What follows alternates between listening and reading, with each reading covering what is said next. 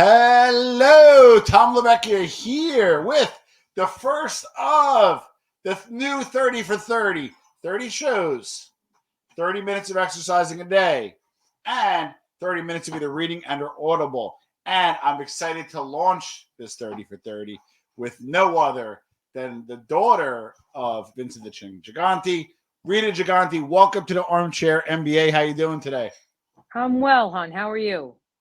I'm well, and you were somebody that I've been wanting to have for a very long time. I want to thank Pasquale for kind of setting this up, and there's a whole bunch to talk about, so we'll jump right in. But first, I want to plug your book, The Godfather's Daughter: An Unlikely Story of Love, Healing, and Redemption. And there's a lot to unpack. So, Rita, why don't we start off with tell us a little bit about your formative years? You know, when you growing up, how did you grow up? Give us kind of a little bit of your background so people who may not know who you are can get some context. Sure.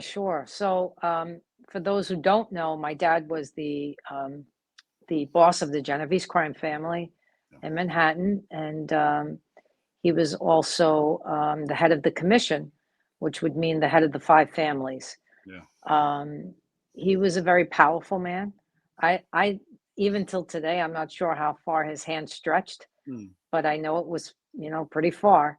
And I grew up, I am one of five, and I was the last one. And for me, it was like living in a different world because my brother above me was 10 years older already than me. Yeah. So I was like a change of life baby, Yeah. Everybody was out of the house by the time, I don't know, I was like 6 years old. Yeah. And getting married and having their own children. And so it was almost, in a sense, like being an only child. But I was born in Manhattan, moved out here when I was 6 months old. About a year after that, I was a year and a half, about a year after that, my dad, who was living with us at the time, moved back to New York City with my grandmother. There was an incident that they said that, we were trying to bribe the police department. Yeah, you get like $20 gift card to like. Yeah, it's like $50. My sister brought a check to the police department for $50. It became a big ordeal. Yeah. He moves back to the city with my grandmother. So I lived half my life here, half my life in New York City. But I grew up, not knowing at the time my gifts and everything, but knowing how sensitive I was. I was what people would call an empath, which was someone who could feel everything. And so I would feel my mother's anxiety, her depression, all of it. And I grew up very sick, like, physically ill because I would take on other people's stuff. And then not even knowing or being able to tell the difference between what was mine and what was somebody else's. So it was tough. I'm glad you mentioned that, Rita, because I've understood that being an empath is, in a way, it's kind of a gift, but also there's sometimes challenges with boundaries. Did you have those challenges? 100%. 100%. Okay, I was in my mother's energy constantly trying to help her. And I would go in and out of her energy, not even knowing how I did it. I had no idea. But what was challenging was separating it. I didn't know how to separate it, and I pretty much was told at a very young age, take care of your mother, so that's all I knew. Yeah. And I was emotionally attached to her. I was not emotionally attached to my dad. I had a lot of fear around him. And so it left me vulnerable in a lot of ways. And my first anxiety attack was at the age of 5. My first panic attack was at the age of 7 because I was in my mom's energy trying to help her, and I almost couldn't get out of her energy, and it triggered a panic attack. And so that was my first experience with that. And then I developed OCD at about age 10 or 11. Well, that's not good. I was home more than I was in school. Yeah. I don't know how. The only reason why I think I made it through was because of who my dad was. They should have left me back, quite honestly. I think when I was in sophomore year of high school, I had a 6th grade reading level. Like, it was just, So I had to do a lot to get out of that hole and to become who I am today. Well, there's a lot to unpack there because I love the Italian culture. I love the Italian American culture. I don't love the historical treatment of mental illness within the Italian American culture. I kind of felt like it was either suppressed or misjudged, or that person's just a little weird and dismissed. I think it's getting better as we get assimilated, but I think Sure. you and I are kind of the other generation where you got a back, slap in the back of the head, feel better. Yeah. Oh, okay, so you got Right. that right, and then coupled with being a daughter of a big mob boss. I'm really big on, I'm getting more and more into energy. I've kind of discounted in the past. I'm getting more into energy vibration. I'm understanding my mindset may actually help control and capture that vibration. How was your father's energy growing up? Um, I want to say he was consistently focused on what he needed to be focused on. And he was very moody. He was a Okay. moody person. So you never knew what you were walking into. Even though there were times where, I remember moments where he would, I'll say, let down his guard. When I was sick a lot with anxiety and depression, he would rub my back, soothing. It was very soothing for me. Or, Yeah. as I got older, I was able to get him up and dance to Elvis a little bit. Mm. So he would come out of character like for Yeah. a few minutes and then go right back in. Yeah. So but that whole side of the family lent to depression and anxiety. So, Mm. I'm not surprised. And also being in the dark consistently, meaning everything, all the shades were drawn, not being able to talk on a telephone, Yeah. never, and Yeah. except when he went to jail the last time. Yeah. Um, having to hide, having to this, having to that. It's not conducive to a normal, normal lifestyle in any way, Correct. Correct. you know. Well, I've interviewed Pablo Escobar's wife. I also interviewed the son of Salvatore Rina, who was like your father in Sicily, who took Right. on the government. And I'm finding like consistencies dealing or talking to folks like yourself of really powerful, super powerful people, right? Pablo Escobar, Tortorina, Sure. Gigante. These are names that controlled thousands of men, hundreds, if not billions of dollars, right? Right. And your home life is like categorically, like I'm an older father, right? Because you resonate with me for many reasons. I'm one of six. I have Hmm. older siblings, some that left the house before I was born.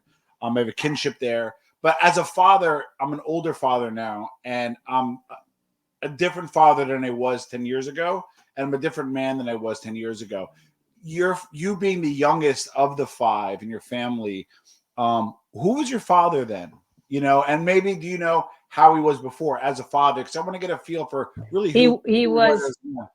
was, when I talk to my brothers and sisters about him, Yeah, um, he was a dad in some ways. He was younger, and so yeah, he would in the middle if he was in the middle of the night, he would come home with pastries, and he would wake my sisters up, and they would have pastries with him, and if he had yeah, money with him, they'd say, here, count this. yeah, He had that with them. They yeah, experienced him that way. By the time I came, he was so entrenched in the life that yeah, all the light that might have been inside of him, turned to that life, and it became darker and darker because he had to lie more and evade the FBI and check himself into mental institutions just to not have to be bothered with them. And um, so this was extremely difficult on my family, my mother, and I he did not. I want to say he did not he treated me with kid gloves because of my anxiety. He didn't know what to make of it and how to fix it. yeah. Nobody really did. Mhm. So I didn't get reprimanded the way my brothers and sisters did. He was Yeah, kind of afraid to rock the boat with me because he yeah, didn't know. yeah, So, and it was, so I experienced. I knew immediately if I walked in if I could speak to him or not, even though if we said 10 words between each other, it was a lot. yeah, So his energy said everything. you know, and because I can read energy, I knew exactly if I needed to go sit down or if I needed to, you know, not speak or if whatever it was. You didn't have to be told not to open your mouth. You know what I mean? You knew not to open your mouth. Correct. So there was a lot of anxiety around that, not knowing who he was, what he did, but knew he was powerful. Like I knew because people would be in my grandmother's house, you know, sitting around the table with him and whispering and, you know, papers going back and forth. And you could tell he was telling people, go do this or go do that. But I had no idea what was going on. And then my mother having the anxiety of, you know, not knowing every day what could have been. And, you know, the FBI and then him having a whole nother family and children, you know, so this was a, you know, anybody's nightmare. But so, listen, it was the perfect storm for me to become who I am today. And that's what I try to tell everyone. It's like, you know, I don't want people to think, oh my God, like, I can't believe she, you know, survived that, and this and that. It was it was the perfect storm. It really just, you know, paved the way for me to be the light that I needed to be for others. And now I can pretty much connect to any walk of life and whatever's happening with them because I've experienced so much, you know. Now, was he, considering who he was he present? Did he go to the flute recital? Did you have a Sweet 16? Never. So there was no kind of, no. So no graduations. What would happen was if I was confirmed or if I was, you know, if I did have a graduation, whatever it was, we would go eat at Joe's restaurant. He was never present at anything. Yeah. He didn't come to anything. I don't even know if he did for my brothers or sisters, but for me, no. And it was just a knowing. It wasn't even like somebody told me, okay, Dad's not coming because of, you know, because it was just a knowing, you know. And then I got told, you know, that he was ill, that he was sick. Yes, he had a heart condition, but no, he was not mentally ill. So, you know, growing up thinking certain things and then realizing at the age of 16 who he really there was shock and then there was relief because it was like all the pieces of the puzzle that were out of order got snapped into place in 3 seconds. Yeah. You know, then I realized so many things. So, yeah. Now, to go back a little bit, because I told you we were going to hopefully chat about some things that are a little different than what you're normally into, because I'm like kind of fascinated with like the current you and all that kind of stuff and who you came, Sure. you become. So we're going to get to a little more of that, but I do want to delve a little bit in the past. Your father was essentially recruited by a very important man, Vito Genovese, who, as you know, most people know of him, and the Genovese family, whether we like it or not, has been the strongest family in the U.S. even to this day. So, like, your father was within the Ivy League of the mafia and got chosen by one of the original Godfathers to kind of like do work for him, and then eventually, you know, he evidently followed Lombardi. Why do you think your father excelled in that life and got to the ultimate spot and then was respectfully successful at it? And maybe not as being the present father, but in terms of his success in the life, it's documented. So why do you think it was him? You know, why they chose him, and why do you think he succeeded? To be quite honest, Dad was extremely charismatic with people. He was very well liked in the neighborhood. He was, and most people don't know this, but he was picked on as a kid because he was fat. You know, he was heavy. And so the older generation would pick on him and call him names, and it left a mark on him. And as he grew up, you know, and he met Vito just absolutely loved him. Took a love for him right from the beginning. Took him under his wing, you know, put him in the boxing ring. Then he drove for him, and little by little, then the you know, Costello and all of that. So, I think Vito recognized someone who was fearless, but really what drove my father to where he got to was power. He liked having the power. It was never about money because to him, money came and went. It was fluid, you know, but it definitely was about the power. And he's a man of, I want to say, he liked the old ways. So the way things were done in that life back then had certain, for lack of a better way of saying it, certain morals and values and a way to do things, right? And Yeah. he followed that way to a T. Good to yeah. So he was well respected. He was well liked, and he just knew. I mean, he could have done, he had that kind of mind where he could have been the CEO of any company. He Yeah. was smart. So that life gave him power. It gave him the ability to take care of his family, who they were poor. They grew up poor. My mother too. They grew up with holes in their shoes. You know what I mean? My grandmother was a seamstress. Yeah. And my father's mother was a seamstress. My father's father was a jeweler. Yeah. There was no money. So this, having that kind of power, having that kind of energy, Yeah. it just pushed him in that direction. Yeah, because as I understand, your family lineage on your father's side is not from a Cosa Nostra family. He was, I believe, the first person to really get into it along with his brothers, correct? Yes. There was only one incident that happened in Italy with my grandmother, with my grandmother's actual father, who witnessed something from the Black Hand. Oh, okay. And he got told, if you stand trial, we kill your whole family. So he, instead of doing it, he killed himself with strychnine, which is a poison. He was a pharmacist, so he knew exactly what he was doing. Wow. And my grandmother in Italy was wealthy. Yeah. She had servants. They were educated people. She was going to be a pharmacist herself, a doctor. This is what, and he was a doctor as well. So it started then, unbeknownst to my grandmother, what was going to occur many, many moons later here, because she came over with my grandfather. Yeah. And she didn't want to leave. But, back then when women got married, they followed their husbands. That's it. He wanted to come here because his family was here. Correct. So they end up here. They have 6 children.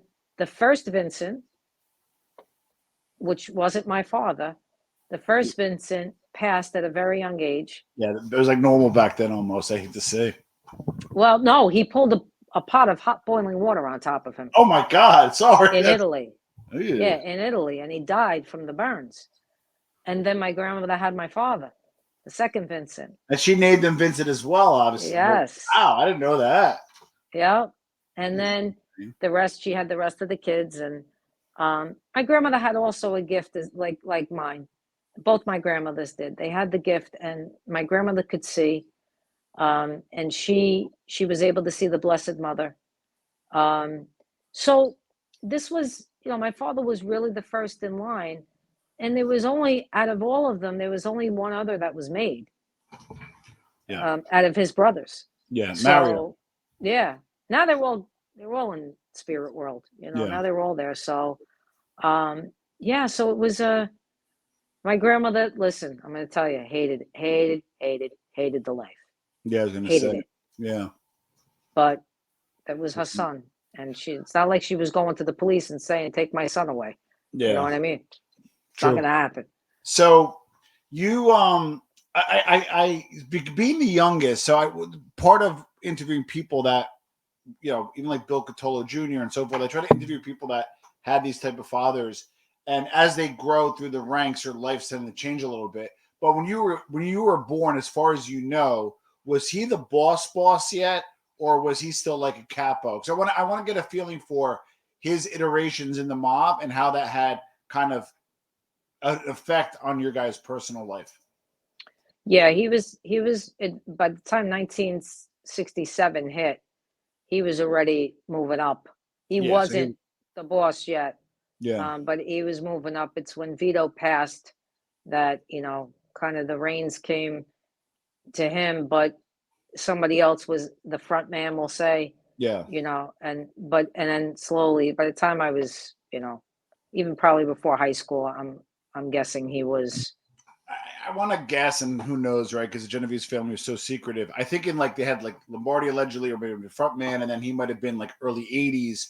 When when you believe he was boss, or when the books and the FBI says he was boss, again, did things change? Did you guys, were you more affluent? Did you have to have more security protocol? I'm just wondering, as he got No, bigger, was there any changes? not for us. No. Okay. We didn't have bodyguards or anything like that. Okay. But there was FBI people around the house sometimes. Interesting. And so it's interesting because you would think because of his, stature and all of that, there would be things like that, but there just wasn't. We just knew we were protected somehow, and Yeah. nothing changed. And he was very low key with everything. Yes, we had a nice house in Altapan, and back then, it would seem like, oh wow, this is a really, really, like maybe like a mini mansion. Yeah. Today that house was nothing. You know what I Yeah. mean? My mom drove a Cadillac, but Yeah. that was it. I mean, there was no lavishing of things. So no In a way. horses, no. No, no, everything was so low key. My dad lived in a 4-room apartment, like, Yeah. his whole life, you know? Well, but then for those people that are not Italian, may or may not get this. For those people that are Italian, will. The irony, if you talk to these wise guys and you talk to their spirits, like they'll say it's for their family. Like, I came from nothing and now I'm somebody and I have power. And in their thwarted sense, they actually think it's for their family. Did your father maybe think that way as well? And just, maybe on the execution of it wasn't so much, or he just did it, like you said, just for the power. Because my strong experience has been when you talk to guys, I had to do it. I had no choice. It was for my family. What do you think about that, Rita? I think it was probably a little of both for him. Yeah. Yeah. It was definitely the power, but the fact that he was able to help so many people drove him too, because he was generous. Yeah. He was generous. He took care of a lot of elderly, paid for their rent if they needed, or food, or he in that neighborhood, they loved him because he was that way. But I know, the ego, and his was big. So I know the ego of getting that kind of, forget the newspapers or anything, but people saying what a good guy he is, and we Yeah. love him, and he's this, that feeds the ego. So I think it was definitely a little bit of both. Now, when it's alleged that he was behind some of the bombing of Frank DeCicco, Bobby Barello, so he obviously was not a Gotti fan. You as a kid, just like I did, saw Gotti on the news, all this other stuff, but I also wasn't, Jin's daughter. You were. So when all this stuff was going on with Gotti, Castellano, and then later on, your father may have gotten involved. And really quick, and I used the story of Totorina when they blew up one of the judges. He was with the son. The son was with the father that day. And the father just sat on the couch and watched like he was watching a Serie A soccer game. How was your father during those times of the Frank DeCicco bombing, of the Borriello hit? I just want to get a feel for what it was. Like it was another day. Yeah, that's crazy. Like it was another day. He'd be sitting down in his bathrobe, his pajamas. He'd eat breakfast or whatever, and if we were there, he'd be talking to us, and then you'd hear something on the news, and it was not even a flinch. Not even a flinch. He was really able to hold himself. Listen, he even could have been an actor. Like he was able to really hold his energy and hold himself to a standard that most people would have broke. And Gotti was the opposite of him. Obviously, everybody knew he was very, very demonstrative in his voice, and in the way he dressed, and brought a lot of attention to himself. But so did my dad, dressing in a bathrobe and slippers. We just have two ends of the spectrum. Yeah. Bringing attention. One was just able to. One was saying, "Come and get me." You're not going to be able to. The other one was saying, "You're not going to be able to get me either because I'm sick." No. Yeah. So I could understand why um, Dad was not happy with John because, he felt like he brought the unnecessary attention to himself. And it's just the way it had to go, How is his mental faculties? Because he has to get an Oscar for going that crazy routine. I can't imagine. I mean, you could obviously answer this, but if he was 100% lucid at home and 100% okay, like, God bless. Like, how were his faculties? Fine. Like he was always in deep thought. He Yeah. prayed a lot. Oh wow. Okay. He did. He prayed a lot. 5 rosaries a day. Uh, The irony. the irony, exactly. He had he was OCD, my dad. Okay. So he had all his statues and things in certain places. And, when I was up at my grandmother's, sometimes we would clean for her and I would move all his shit just to aggravate him. And then he'd laugh because he knew, but like then he would try to be, like angry with me or something, and he just couldn't, But I've actually seen him go from, dad to the act, because he would have doctors come and see him at my grandmother's apartment on LaGuardia, and I would actually be sitting at the table. The cartoons would be on in the background. Doctor would come in, sit down. My grandmother would get coffee, this, that, and he'd go right into it, imitating the cartoons. I mean, there were times where I'd have to really contain myself not to laugh, because it was fucking funny sometimes. So, and then the doctor would leave, and it would be like, so I've seen him do it. Now, again, being in an Italian American household growing up, there's a lot of positives. However, there's also some, being probably close to your mother, as you mentioned your mom a lot, your grandmother.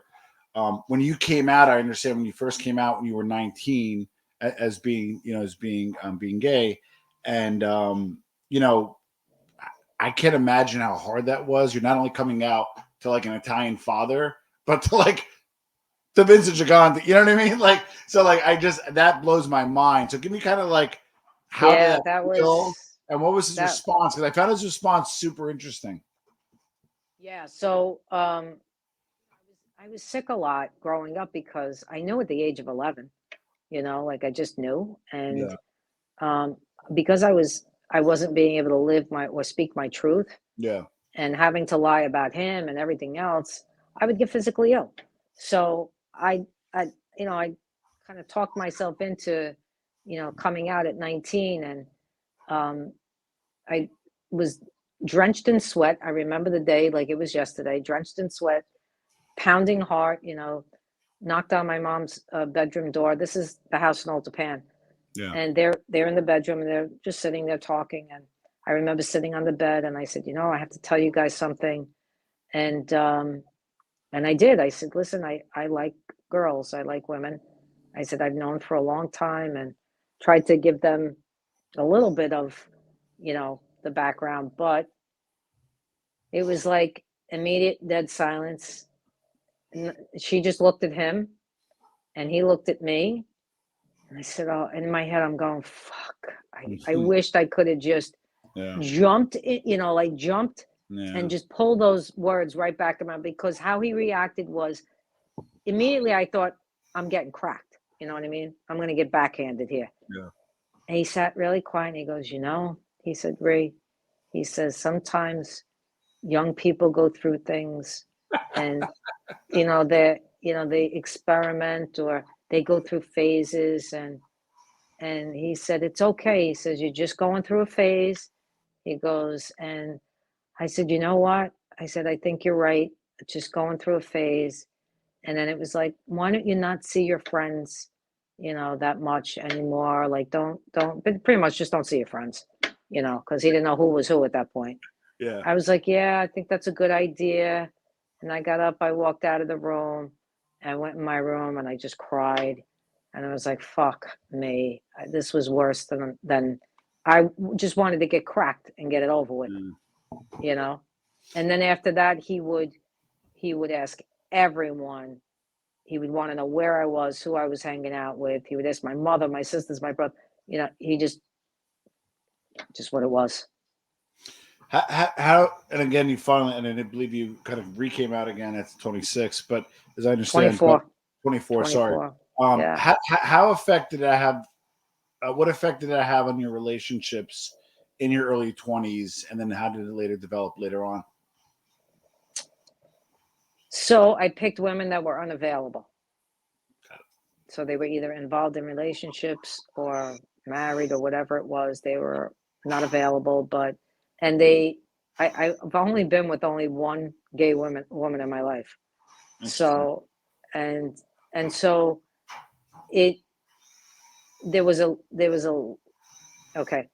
savior thing inside of me. Savior complex. Like if there was a woman having an issue with a man, because men were so, intruded in my life in so many ways, then I wanted to save them, and it just became probably my life for quite a few years before I realized what I was doing to myself and to, everyone else. Yeah, but I hate to ask this, but if you had the savior complex, right, and then you would wind up being with a married woman, which I'm assuming was traditional marriage, right? That generally goes down to vicinity, given your life, right? Like, was it somebody super close? Was it a wife of a relative? Just you don't get specifics. No, curiosity. No. They were people I worked with. Okay, yeah, that's something vicinity. Okay. Yeah, somebody in the vicinity. It's not like I didn't go to gay bars back then. And I didn't really frequent those kind of places, to be honest with you. Yeah. People, it's funny. I have a weird question, but I had to ask. No, because even my life now, and I'm married to a woman who was married to a man in the past and got divorced, and we're married now. But I live in a straight world. It's the strangest thing. I have one set of gay friends. That's it, and they're men. It's like I don't know how to explain it. It just is the way it is. But yes, I had that savior complex back then, and I really was looking to save myself. And trying to do it through relationship. So I learned a lot, but then when I finally realized what I needed to do, my whole life changed. Well, the irony, Rita, if you did go to gay clubs back then, there was odds are be owned by somebody from the Genovese family. I don't know if you're aware of that, but that's probably. That's kind of how it was back then. All right, so now you get older, right? And then when your father went to jail, how did the dynamic of that relationship change? Were you able to call him? Were you able to visit him? What was that relationship like at that point? It was my saving grace, because I was living with a woman and he didn't know, and everybody kept that in the wrap. So I only visited him once, because I didn't want to. I visited him in North Carolina once, and it was number one, my energy couldn't handle those places. I knew that. Number two, I was sensory overload, basically. Oh yeah. Yeah. Okay. 100%. Number two, I at that time I had such a fear of flying, and that was the only fear that my father had. Really, he hated to fly. Interesting. So I drove to North Carolina to see him, and he was angry with me because I wouldn't take turns going on the trip, and there was a piece of him that was angry, and then he was pouting like a child, and then he was okay with me at the end, but it was my saving grace. And it actually was, what it did was allowed me to step back and see a different perspective of him, which gave me the opportunity to forgive him and then write my letters of forgiveness to him and actually be able to tell him who I was fully in those letters. Wow. And it began the healing process before he left this world. And it began the change in him before he left the world. When you visited him, did he drop the act because he kind of had to? You're across from the thing or whatever it is in the jail, and he was normal, or he had to put on the act when you visited him there?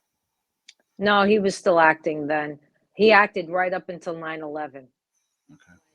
The towers came down. He was petrified. One of us was either hurt or in the city or something. So he called my house and he spoke normal. Oh. And that they had him on tape, obviously. So he was lucid for that amount of time, and he would check in every so often. And, he was going to get out regardless. They only gave him 12 years. He was going to get out, but You then only had when a they 12-year came, sentence? yeah. And at the end of the sentence, they told him that they would come after us for obstruction of justice if he didn't say who he was and what he did and all of that. And that's how he got remanded there. For his family, basically. Pretty much. Wow. Yeah. They didn't have enough to keep him. So they had to use us to get him to do what what they wanted. And he did. Holy shit. That I didn't know. I got one of the books of many on him. The Larry McShane book, The Chin. I like Larry. He's a great guy. That book gets a bad rap. Have you read that book? I have not. I've not read any of the books. Really? That have come out about him because either I'm going to read something that I know is true, or I'm going to read something that is bullshit. Got it. And people that don't know it, the truth of it, because they haven't lived it. And I'm giving you my version of the truth, right? This is my truth, what I grew up with, what I lived with. If you had any of my other family members on, you would get a whole nother truth. I was going to say, yeah. Because they lived it different. Oh. Looks like you got. Give her a second to come back in. Sorry, keep going. You were talking about the truth. If somebody else, if somebody else was sitting here with you, another family member, or you'd get a completely different story, because they experienced him very differently than me. Now, you mentioned that, and it's well known that he had another family yes. in New York. Did you know of them? And then, when he passed, do you have a relationship with them? And how did that all kind of go down? We didn't know about them till, God, I was in my 20s. It came out in a newspaper. Nobody knew about them, except probably one of my sisters.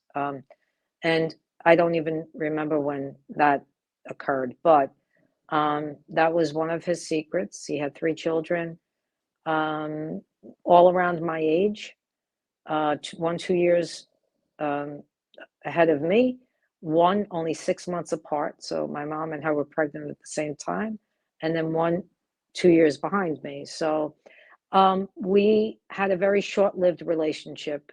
I met them, went out a couple of times.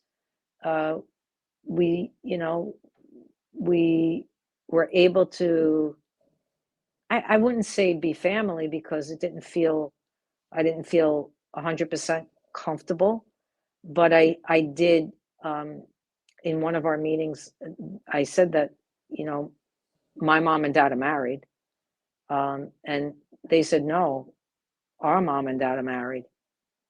And I said, yeah, no, that's not the way it is.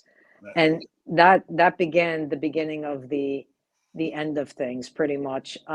So it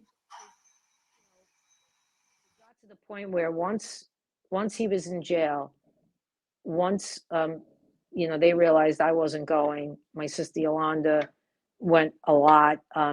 They started to get angry at a lot of different things. Then when my book came out, all hell broke loose. So I don't speak to them. Nor do I wish them any harm. I hope they're all well. I have no ill will. And, none of us speak to each, as far as I know. I can't speak for my brothers. I don't know. But I know me and my sisters don't have anything to do with them. After your father passed, your uncle, who passed recently, I'm sorry about your loss there, was in the life as well. Was there any residual stuff associated with the life? Was there people that maybe entered after your father passed, or any machinations of being a mob boss's daughter? Does it just go away, or when he died, that was it for us. It was not. I am not aware of any machinations or anything like that. Yeah. But it's interesting because my uncle, before he passed, someone did come to him and say, you really should read the book. It's not what you think it is.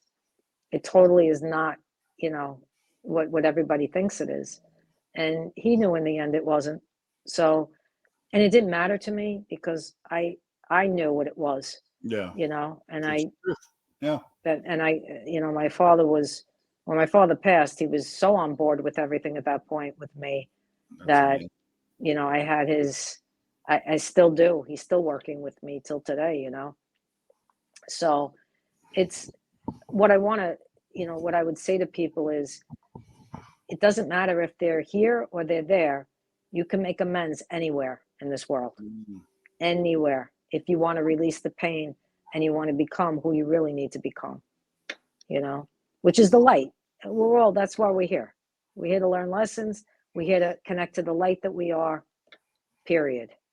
Well, you seem at peace now. I saw many of your other interviews, and you seem like you're genuinely at peace. You're speaking your truth. We'll get into what you're working on now. I'd love for you to plug that as well because you're great about coming on the show. Sure. How long did it take to find that peace, and how did you know when you found it? So um, I want to say that it was a process.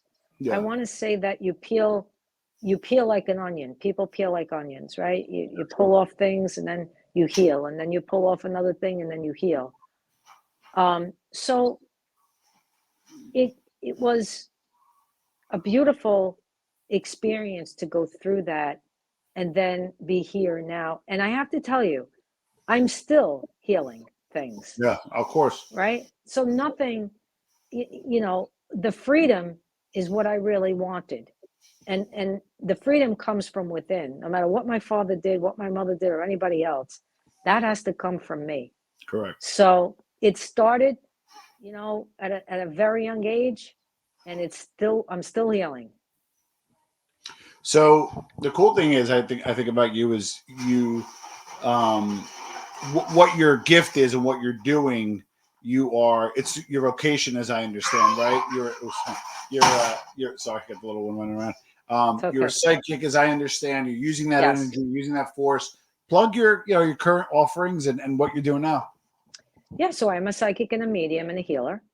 Okay. Some people come to me, they need, let's say, physical healing, emotional healing. It makes no difference. Um, what I am truly, the spirit is a conduit. Mm, Everybody does their own healing. There's nothing I can do that that person can't do. So alls I am is the go-between, right? I yeah. just pull the energy in. I ask for their permission to work with them. They give me their permission, and they take in as much as they want or as little as they want. So again, some people want to be healed, some people do not. So it's not for me to say, judge, or anything. I'm just here doing that work because I love doing that work. It's like, you know, to get into people's energies and what they've been through and how, you know, they say to me, how did you do it? And I'm able to help them in some way just by, even if it's just my words, means everything to me. So Yeah. they can, you know, they can reach me on my website, ritagigante.net. My email is ritagigantepsychic@gmail.com. I do a lot of interviews. Some of the things I'll be doing, videos even myself that I'll be doing, and come the, you know, the new year. Also, I do Zoom, so sometimes I'll do some of my work on Zoom, meditations, things like that. I've taught a lot of people how to, you know, work with their gifts, Nice. and I'm going to be writing a second book. So my book just my original book just got re-released. Oh, beautiful. Um, yeah, they can find it on Amazon, or they can find it on my web. If they want a signed copy, they can find it on my, you know, my website too. Then they can email me and say I'd like a signed copy. You know, all of that. So um, yep, the second book I'm working on, and we'll take it from there. Beautiful. What I'll do, guys, is I will put a link to the Amazon link, but also a link to Rita's site. Buy it through her, let her autograph, have a piece of history with you. What question didn't I ask you that you wish I did? Hmm.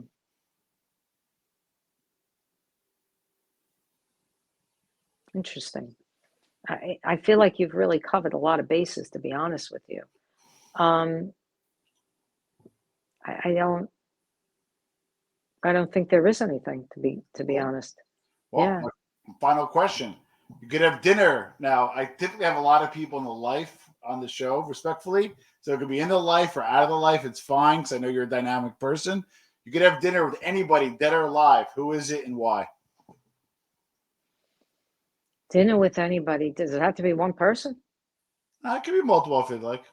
Yeah, I mean, I would love to have dinner again with my mom and dad, Mm, as they are now in the spirit world, because I'd love to see their interaction, even though I see it, but it would be nice to be physical. But yeah. I would love to see my dad in that way here, like in the Yeah. way he is now here, and watch their connection between each other because it's very strong, their connection. Well, So if you watch this interview, if anybody who watches it earlier on when you talked about coming out at 19, you had a pitch in your voice. You actually were re-experiencing the fear, right?